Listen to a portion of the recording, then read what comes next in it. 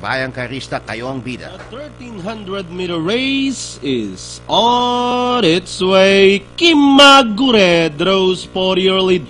Leonora's best right behind in second. Musashi is racing in third. Then comes Kuya Yani. Haring Benedict and the Skybird is the tail ender heading towards the half mopo.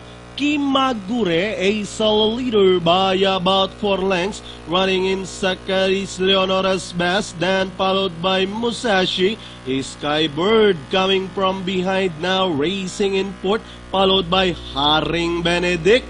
Then comes runner number 6, and that's Kuya Yani.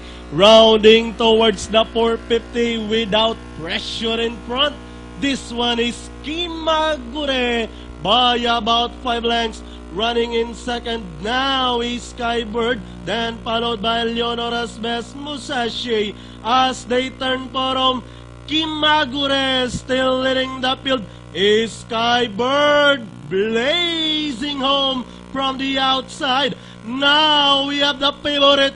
Is Skybird takes up the running over Kimagure with 75 meters to race. The horse of Celerino Falcon and Kagawad Roger Lopez is Skybird. Kimagure, then comes Musashi King. Okay, time for the race, 1:23.6. Quarter times natin, 7 and a fraction, followed by 24.